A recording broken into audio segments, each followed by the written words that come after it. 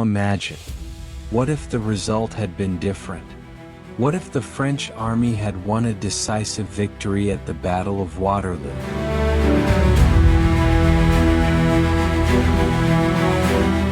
What happened in real history? After escaping from the island of Elba, Napoleon quickly regained power in France. The European powers panicked, because they knew very well Napoleon's military genius. Coalition armies were rapidly organized. The British forces were commanded by Arthur Wellesley, the Duke of Wellington. The Prussian army was led by Gebhard Leberecht von Blücher. The plan was simple: trap Napoleon from two sides. In reality, rain, delays, and coordination problems worked against the French.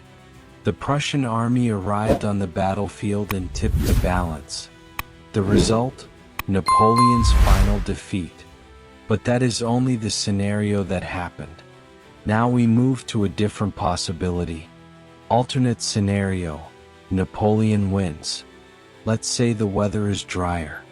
The artillery is more effective. And most importantly, Napoleon manages to stop the Prussian army in time. The French assault breaks the British lines. The coalition army collapses. Wellington is forced to retreat. A decisive French victory at Waterloo? This wouldn't just be a tactical success, it would be a psychological earthquake.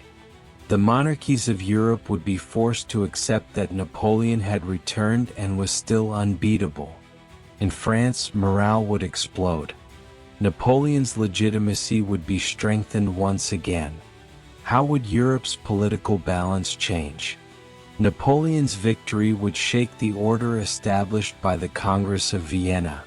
Likely developments might include France becoming the central power of the continent, again increased French influence over the Rhineland and German states, Austria being forced to make diplomatic concessions, Russia seeking temporary peace. Napoleon would likely build a bloc under French leadership rather than a traditional balance of power. This could have triggered an early process of political integration in Europe, perhaps a very different version of today's European Union. What would happen inside France? The impact of a victory at Waterloo wouldn't be limited to the battlefield.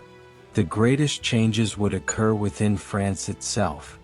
When news of victory reached the country, especially Paris, a wave of celebration would likely erupt.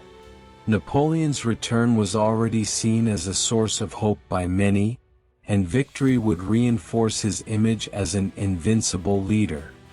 This could produce three major consequences domestically. Strengthening of the regime. Victory would grant strong legitimacy to imperial rule. Opposition groups would weaken, allowing Napoleon to implement reforms more easily. Economic mobilization. Even with a wartime economy, high morale could accelerate industry and production. State investment in infrastructure and military manufacturing could boost competitiveness. Revival of revolutionary ideas. The ideals of equality and citizenship from the French Revolution would spread across Europe again, posing a serious ideological threat to monarchies. However, not everything would be perfect. War fatigue, high taxes, and conscription could eventually create unrest. Napoleon's greatest challenge would be maintaining internal stability as well as defeating external enemies. Britain's reaction. For Britain, this outcome would be a strategic nightmare. Although dominant at sea, it would struggle to find allies on the continent. Britain would likely restart economic blockade strategies, attempt to build new coalitions against France, invest more heavily in its colonies. Napoleon's victory could significantly weaken Britain's diplomatic influence in Europe and alter the pace of the British Empire's rise. Chain reactions in world history. A victory at Waterloo would affect not only Europe but the entire world. For example, Nationalist movements might spread faster under the French model. Independence movements in Latin America could evolve differently. Pressure on the Ottoman Empire and Russia might increase. A long period of French hegemony in Europe could emerge. The biggest question is, would the major wars of the 20th century still happen? Some historians believe that in a world where Napoleon won, World War I might never occur, because the balance of power would be completely different. How long would the Napoleonic Empire last? Winning is one thing, maintaining victory is another.